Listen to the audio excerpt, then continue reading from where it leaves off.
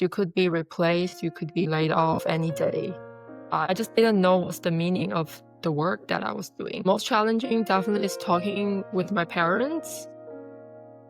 Even though I'm an adult, know what I want, but somehow I still hope I can kind of get their approval. I was feeling kind of lonely in the journey because I don't really have anyone that really supported me back then. I don't work in design full-time anymore. I'm also now doing therapy because I don't need it anymore. I removed the problem. Hello, Mei Ling. Welcome to Kelly Talks Brand. For people that don't know you, do you mind introduce yourself? So thanks for having me, Kelly. So my name is Mei Ling. I'm a Chinese immigrant in Canada.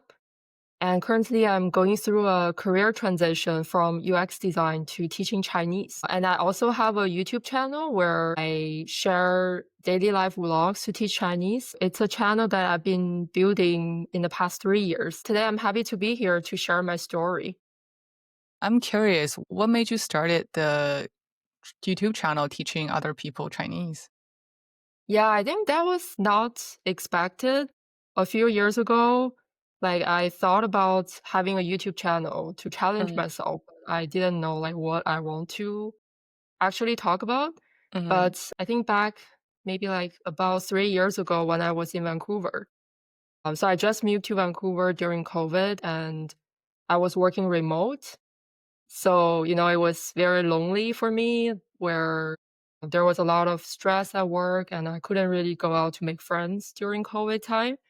So then I started like watching YouTube and I saw there's a French channel teaching French through vlogs. And I really enjoyed it because I was learning French and I love that it's so fun and engaging.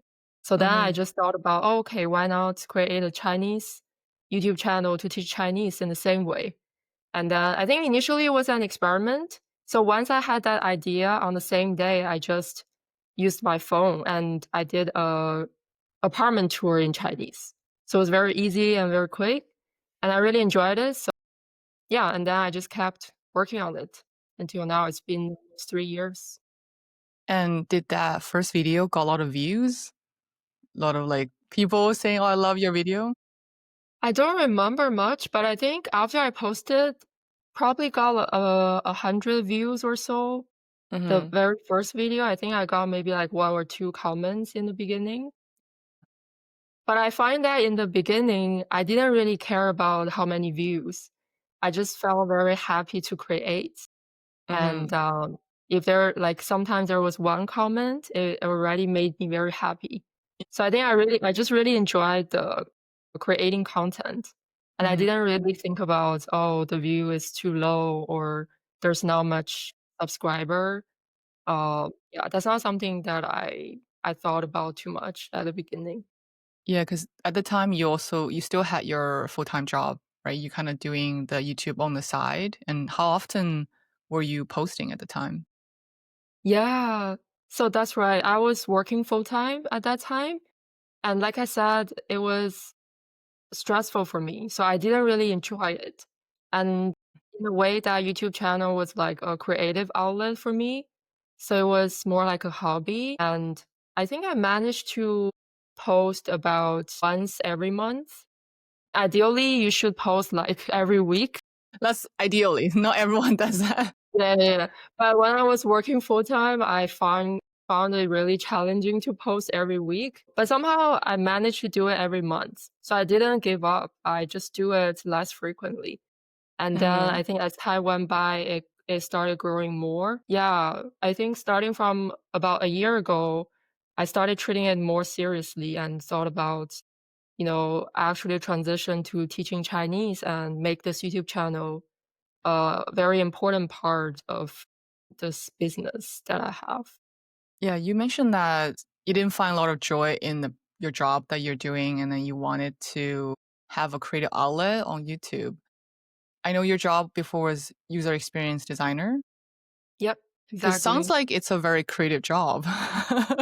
I'm curious, what part drew you into the career, and what part kind of made you think this is not for me? I want to try something different. Like you said, the UX design, actually, when I started about 8 years ago, I really enjoyed it. I was excited to work on design. And I remember back then I really liked that I could talk to users. So like I would do user interviews, talk with them, find out what problems they have when they use a product, and then I can design to solve their problem. So that problem solving aspect is something that I really enjoy. But as time went by, I think about 5 years later, I started feeling burned out.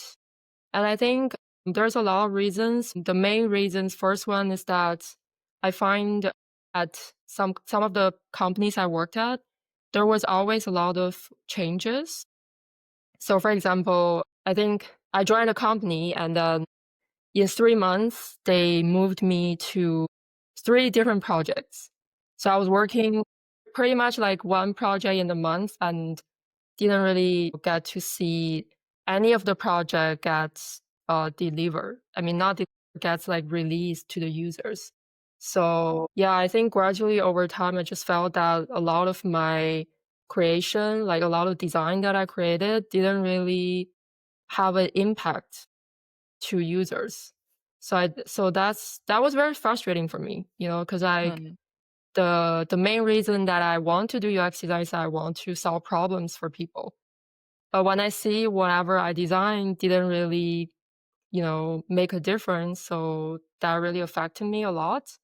And then the second reason, it's more like recent because we see a lot of companies want to use AI, right? And then we see a lot of layoff news um, in different tech companies.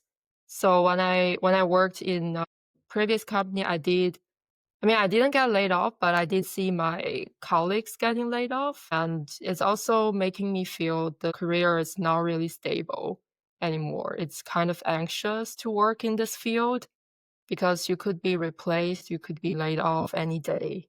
So, yeah, because of these reasons, I just feel like it's not fulfilling for me anymore.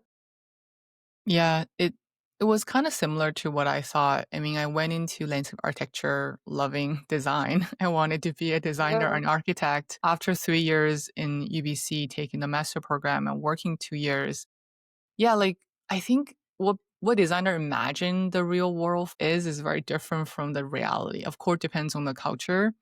I don't feel like I have ownership of what I do. It's like I'm just a screw putting in one spot to the other to another.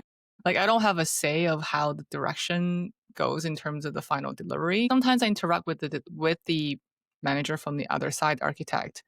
A lot of times I don't really have a lot of freedom to do what I think would be beneficial for the client. I think I see you probably struggle a lot with that too. It's like I don't feel like I'm being creative or I don't see from design to fruition like how the or how the user experience actually evolve. Yeah, what you said, it's exactly how I felt, like that ownership part, because my past experience where it's just like there's a lot of change in the strategy and direction. And I felt like everyone was just doing things in the dark. And then it's almost like we are working every day, but there's not really a final goal that's very clear. I just didn't know what's the meaning of the work that I was doing. Mm, Um, so very similar to your story. I wonder maybe that's something common in the design field, whether I it's think UX, so. landscape design, graphic design, you know? Yeah. I think so because we're doing client work. So the client have a vision that they wanted to create in the end, and we as designer will help them create that result for them. Of course, if you feel fulfillment, like you interact with the client a lot, you get that ownerships. Like I create this for them. I see what comes after. But like you said, if you're being placed in different department within the 3 month periods, you don't know what's happening. You just did one little part for that project and you move it away. You never knew the contribution you had for that project. And in the end, you're just like, you know what? Not for me. Yeah, yeah. And I think it's a lot of anxiety also Mm. because it was a lot of changes all the time. Mm. So yeah, it did also affect me in that aspect. And you said you were kind of in the transition phase of doing more YouTube. How are you transitioning from the UX designer? Like, did you quit your job and you say you want to do this? Yes, How is right. that transition process going? If you learned something new so far, make sure you hit the like button and subscribe to the channel so I can produce more content like this for you. I changed a full-time job 3 times in 3 years. And then earlier this year, I left my most recent full-time design job because I realized I did not want to do full-time design anymore. But to prepare for this transition, of course, I also saved money. I want to give myself more time and more chance to do this transition. So now I'm actually doing short-term design projects, so like contract work Mhm. where I have more flexibility. I can choose when to work, how long to work, working with some design agency. And then at the same time, I can have more time to teach Chinese, to do YouTube videos. So I think it's for my stage right now, it's kind of like a good balance right now. But of course, in the long term, I want to not do any design anymore. Just, do the Chinese teaching and YouTube. Mhm. And what kind of challenges have you experienced in this process? Whether like when you talk to your friends or family about you wanting to do YouTube eventually full time, what are their thoughts? Are they supportive? Or do they think you're crazy? Yeah, I think some of them definitely think I'm a bit crazy. To be honest, I find that the most challenging definitely is talking with my parents. Mm, Um, because I feel like even though I'm an adult, I mean I know what I want, but somehow I still hope I can kind of get their approval because they are the people who mean the most to me in this world. mhm, Yeah, basically I talk with them a lot on this. And I remember we actually started this conversation like 3 years ago. So I was telling them, oh, I didn't like design. I didn't really want to do this. But I think they were scared that, I mean, maybe they were scared of my stability, but also they just felt it was a shame because I was doing well in the design field. So mhm. they actually convinced me to work in design longer. Yeah. Yeah. Yeah, my dad literally said that, "Oh, why don't you become a senior designer? And then if you still don't like it, at least you have a plan B," so that was his rationale, and I actually listened to it. So and to be honest, I was also not 100% sure if I actually want to leave design.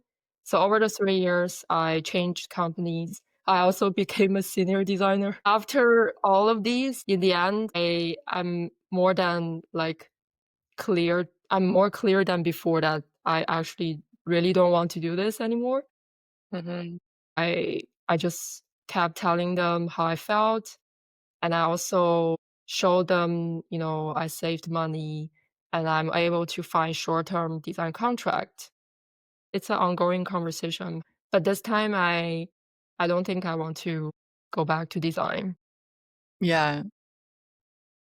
I totally relate to that because we're immigrants. I came here when I was 17, 18. Of course, Mhm. my family spent a lot of money on supporting me through education. Part of me felt like I'm owning to them to show that how great I am or like how much accomplishment I have achieved in Canada. I'm sure your parents are saying they talk very highly of you among the relatives. Oh, my daughter is in Canada. She's doing great. She's being a senior designer. There's a lot of pride that they showcase to other people. And of course, you have a lot of stress and pressures. Like, I need to perform. I need to be this good daughter that everyone look up to. It's the same struggle that I had with my parents. I didn't tell them when I quit my job partially Yeah. because I was just stressed out mentally. I need a break. And then they're like, "What do you think about being an influencer, YouTuber? How are you gonna make money? Like you're dreaming, like you're daydreaming. It's not gonna happen for you." I think my parents, yeah, asked me similar questions. I was like, "Well," I said, "I'm just giving myself a chance to try this out. I gave myself a year or 2 years." And I showed them the same. I showed that I have savings that I can Yeah. support myself for the next few years. So I have quota, I guess, or savings. I can try this because I don't have a family and I have kids. I don't need to support anybody right now. I want to do this for myself because the later I wait, the less opportunity you have, as you age. I think it's just harder to start your energy level, your resources. Maybe you want to start a family, kids. I say, I just want to try this. And I think maybe because my parents are back in China, there's like, okay, we don't understand it, but we support you. I said, if you want to support me, just hit likes on my video or watch it. So it helped me boost my reach. That's all I ask for. Because I'm doing this on my own. I have a timeline for myself too. And I'm gonna be on my way. If you support me, go along. If you don't, that's totally fine. But I'm glad to hear that they're supporting now. I mean, at least they're not like super against it like before, right? Yeah, because I was kind of depressed because I didn't like the job. So I was like, you know what? Being happy, your health is priority. So if I'm happy, even I'm not working or I'm not making a lot of money right now, as long as I feel like I'm growing, I'm happier. That's all I really care for. And I think that's what parents eventually care for the kids, right? They're worried about you because they feel like maybe you cannot support yourself. Happiness eventually is going to be their angle for you. Yeah, yeah, totally. I think that's why I feel like the preparation helps with Hmm. like the conversation with parents. So like if you show you have saving and you have sort of a foundation of what you want to do, yeah, it's more likely with time they will understand. Hmm.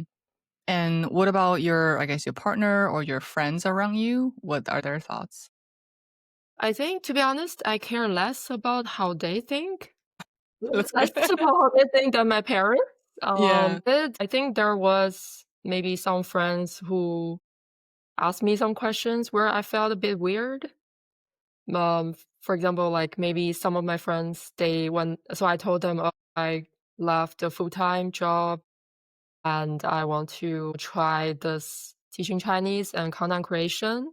Hmm. And then I think one of my friends, she was like, oh, what does your partner think? And so, like, this type of question, I was like, I mean, I didn't say anything. I Yeah, was like, yeah. "Yeah, he's supportive." But then in the back of my head, I was like, "What does it has anything to do with my what he thinks?" You know?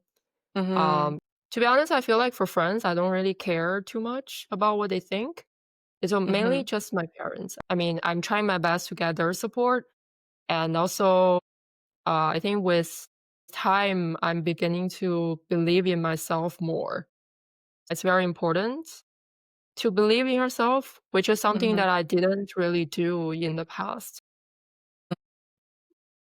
You were saying you wasn't believing yourself. Where do you think that came from?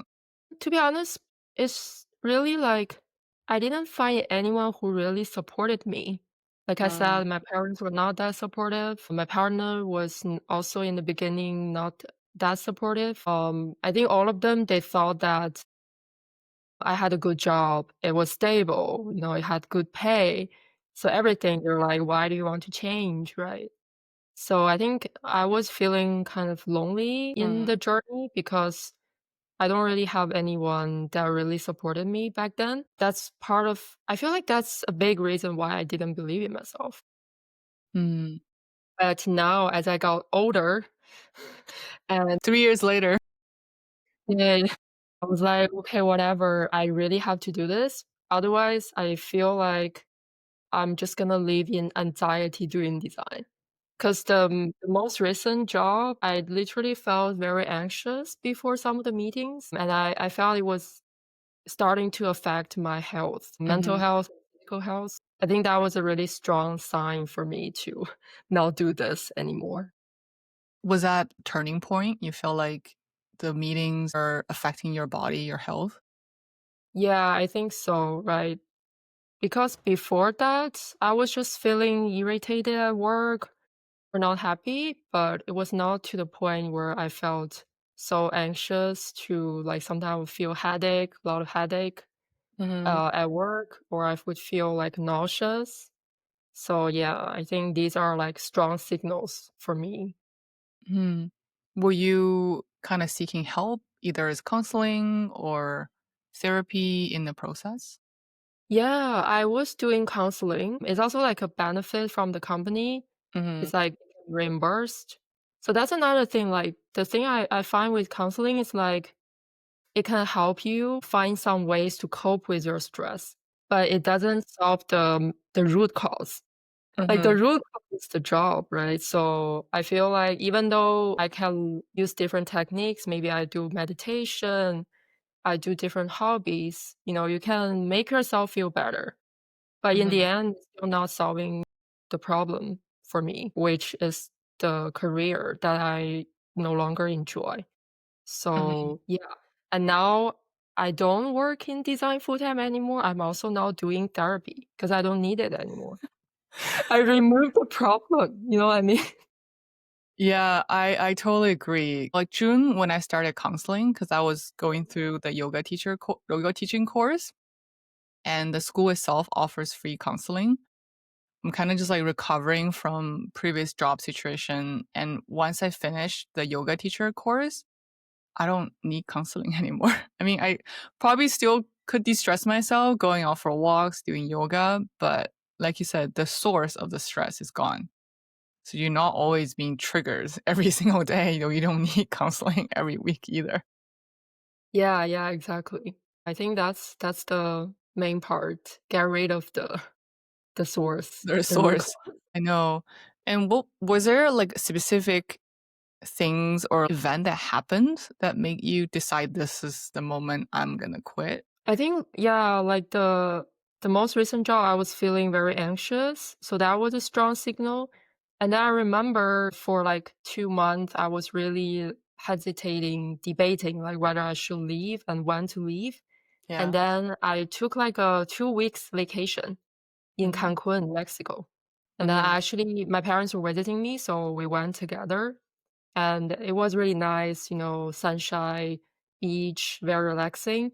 So I thought after that vacation, I would feel better. I thought Mhm. that maybe after this, I could work a bit longer at this job.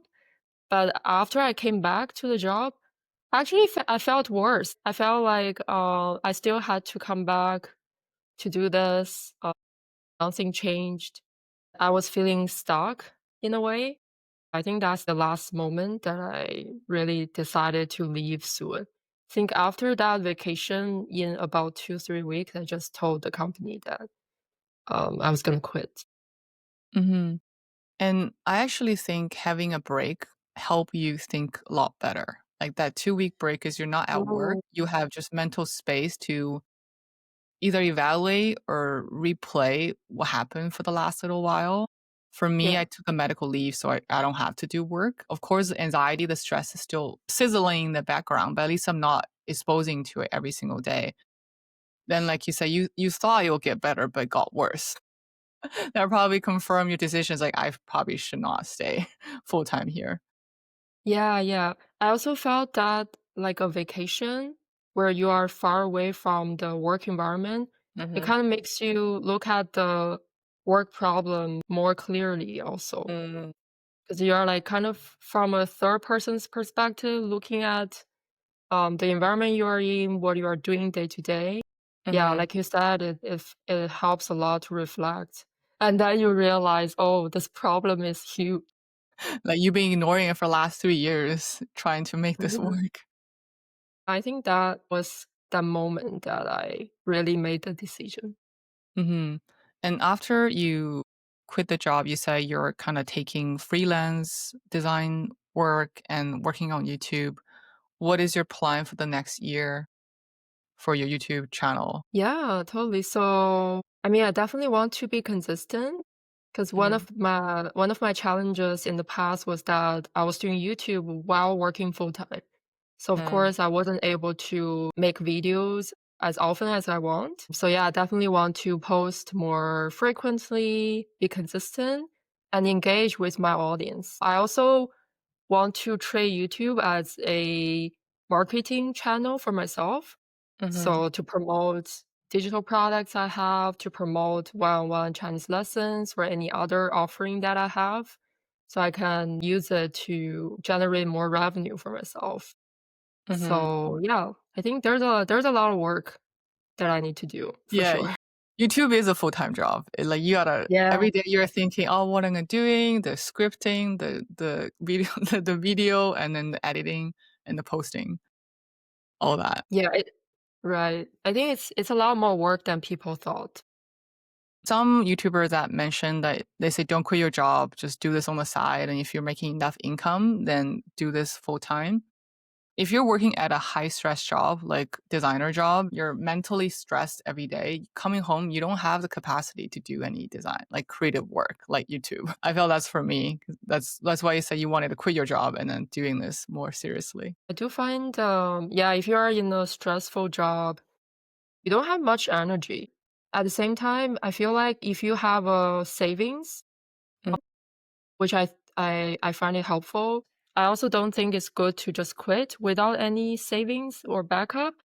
In that way, you won't be able to really like do YouTube for a while to because you want to give yourself enough time to try things out.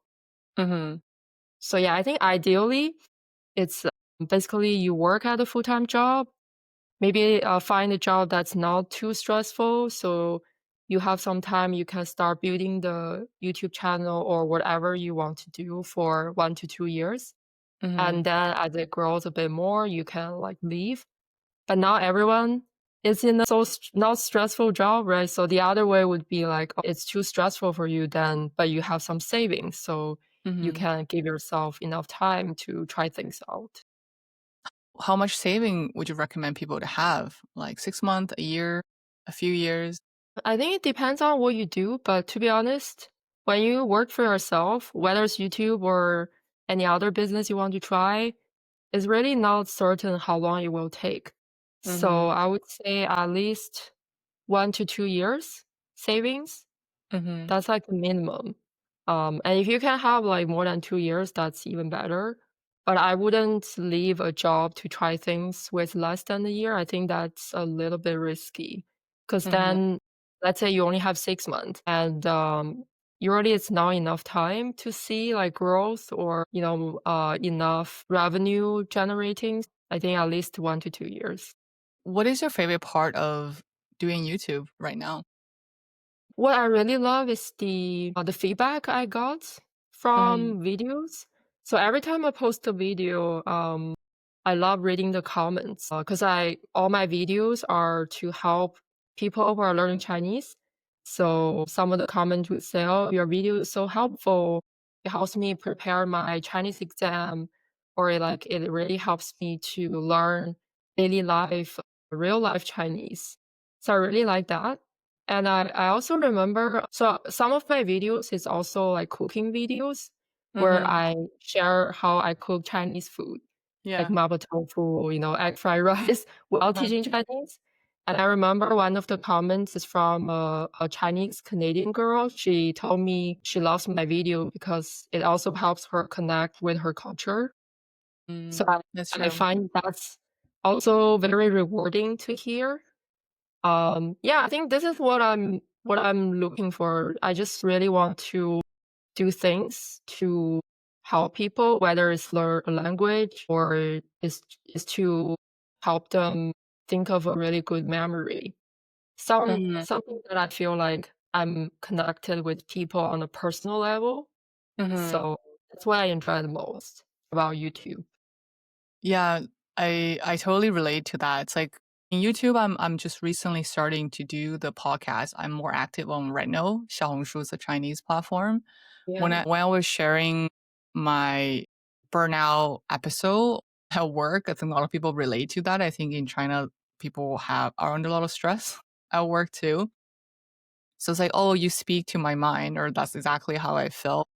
I think helping other Mhm. people and resonating with how they're feeling is what I find rewarding of creating videos too. And as you're transitioning into committing to YouTube in the long run, what are some strategies that you either is marketing or products or services that you're trying to work on in the future? Yeah, that's a really good point. And I find so this is something I'm learning, and I think it's very important for people like who want to work for themselves, which is marketing. Yeah. Yeah, I find marketing it's such an important skill, especially if you work for yourself. Because I'm in the Chinese teaching field, right? Right now I'm transitioning to that. So I also talk to some Chinese teachers. I see some Chinese teachers, they have good revenue. They sell like courses, online courses. They're very good at marketing. And I also talk with one Chinese teacher. I personally find she is really good at teaching. But Mhm. somehow she told me she's not comfortable doing an online course because she had some different mental blocks. Being able to promote what you are offering and do marketing continuously is very important. So that's something I'm struggling with myself also Mhm. because I tried that. But I remember like the first time I tried to talk about I'm offering lessons in one of my videos, I Mhm. felt so uncomfortable. Like I was like so nervous. I literally just in that video I was looking very stiff. Like Mhm. I didn't do any hand gestures or anything because I was very uncomfortable. This next 1 year, I definitely want to put myself out there more and really like do more marketing. Also look at how other creators or teachers promote themselves. So that's something I really want to improve. I feel like because we didn't take a structured business class, and as entrepreneurs, designers, most thing we know is how to fulfill what the clients wants, is like taking orders. Also, I feel like in the design field or even in the wellness field, they feel shameful of asking for money because we're in the business of helping other people. You almost feel like helping other people and getting their appraise or like their comments is part of reward. Yeah, that's the struggle that I have too. So something that I need to work on It's continuously. a challenge. It's also like fear. So for me, Hmm. sometimes I feel like I'm not comfortable marketing about what I offer. It's mostly like because I have fear of rejection. Because I Mm, feel like, what if I spend a lot of energy talking about what I do, but no one responds? Or like no mhm, one buys what I create, or no one actually asks me about my lessons. And I would feel really bad about it. So I mhm. feel like that's a mental block I have. It's that fear of rejection. What are the products and services that you're hoping to be providing in the next few years? I already offer one-on-one lessons where I can customize Chinese teaching based on the students' goals and their level. But in the new year, I want to create a more like standard package. So I'm currently working on the ebook Mhm, where it's focused on learn Chinese through daily routine. I mhm. also want to create journaling in Chinese. So there's like Oh, some journals in Chinese where you get like prompts to practice Chinese writing and just mhm, naturally incorporate Chinese learning into your day. So as you are journaling in Chinese, you are practicing Chinese at the same time. mhm. And then yeah, like do some package design where I have different course for different level of students. So yeah, apart from the customized lessons, have some standard type of lesson package as well. Yeah, I think these are what I'm looking to do. Who is ideal audience, your customers that you wanted to work with? I really enjoy learning language through real life content and Mhm, through the topics I'm interested in. So I'm also targeting people who like to learn this way. Because there's already a lot of channels or teachers. They might be like teaching grammar. It's very grammar focused, that type of teaching style. But for me, it's different because I teach Chinese through real life examples or real life videos and stories. So I want to attract people who enjoy learning this way and who are very curious about Chinese culture and other cultures. So we can, in the lessons, we talk about different cultures. We can discuss different topics together. the people that wanna learn Chinese, are they already in China or they're in other countries wanting to eventually go to China, so they're learning this? Yeah, there's all types of motivation actually. So for example, like there is someone I taught, she's based in Montreal, and I Mhm. asked her why she wanted to learn Chinese. She said Chinese, it's like music to her ears. Yeah, she just enjoys listening to it. And Huh. she's not really thinking about working in China or anything like that. It's purely her hobby. So yeah, that's one example. But there's also people who who are moving to China. They want to work or study in China, so they learn Chinese, yeah, more like for a practical reason. So yeah, I would say there's different motivations. And do you see like an increase of people either wanting to learn Chinese as an interest or people moving to Chinese to do business with Chinese companies? That's why they need it to learn the language. Do you see an increase of people?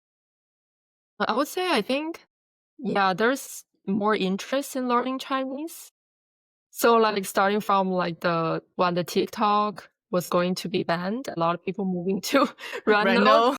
Yeah, and yeah, a yeah. lot of people were not happy TikTok was getting banned, so they started learning Chinese Duolingo. Mhm. That was a trend at that time. But I would say, yeah, there was a trend like people were interested in Chinese. The beginner Chinese is easy to learn or to get started, but Mhm. if you want to get more serious, you have to put more efforts. So that's when it's like it really depends on, are you really interested in this language or you're motivated because you need to study or you need to work in China. I think Mhm. then, yeah, if that's the case, then you will be able to continue learning. Otherwise, you might be just following the trend and then continue after, short time. Yeah, I also felt that it's meaningful. Your job of teaching other people Chinese is almost like you coming back to your origin story, like you came from China. Now you're teaching other people about Chinese culture and Chinese language. I feel like that's even more meaningful than just doing this as a career. What do you think about that? Yeah, totally. I think that's also related with the identity. Mhm. So like my self-identity as a immigrant in Canada. Because to be honest, when I first came to Canada, like about more than 10 years ago, I came as a university student. I Mhm. remember like the first 1 year or so, I did not want to speak Chinese. I just wanted to speak English all the time, and I tried to make friends with the local people because I really wanted to fit in. That was how I thought at that time. But like over time, as I got older, I really started missing my culture and my language more. Mhm. And I feel like I need more like my self identity rooted in my own culture. Mhm. So I do find teaching Chinese and creating content on YouTube, it helps me in that way. Feel like I can be myself more and I can share my own language and culture with other people. And I'm also interested in other cultures. So like Mhm. my audience is from different countries and sometimes they would come and tell me, "Oh, how is the daily life in their city, in their country?" So Mhm. I like that aspect as well. Yeah. Basically, I can live in different cultures in this way. Yeah, it's a cultural exchange with people who want to learn because they're all live from all over the world. And Right. for people who want to try YouTube, or what kind of suggestion would you give to them if they're struggling about moving forward? I think it depends on their stage, but I think like at the beginning, it's all about experiment. Mm, So I would say, yeah, because I know sometimes people are struggling with like what to create or what to try first. So I would say that's the best time to experiment. So I would say not to focus on one thing too early. Maybe try a few different things. Let's say you want to try to create cooking videos for a month and see how it feels, whether people are watching it or not. And then maybe you have another interest too. For example, you want to be a yoga teacher. So you yeah, should yeah. also try that. Yeah, I think in the beginning it's better to diverge, to try different things. Because like sometimes you might think you want to do something, but if you don't try, your imagination can be very different from reality. So I would say try things out and give them some time. And then after that, you kind of find a direction you want to focus on. And once that direction it's more clear, it's very important to focus. Because I know, for example, yeah, I think it's something I'm struggling with too. Like now I work for myself. Literally, like some days, maybe like on Monday, I decide to work on the ebook on topic A, and then The next day, I'm like, "Oh, why don't I work on topic B for this ebook?" I find it's a struggle 'cause, you have so much freedom, you can decide what you want to do, so it's Mhm. hard to focus. I feel like once you have a direction, it's very important to focus, like, try to think about and prioritize what you want to do, and then just focus on finishing them and see the result, and then move on to other things.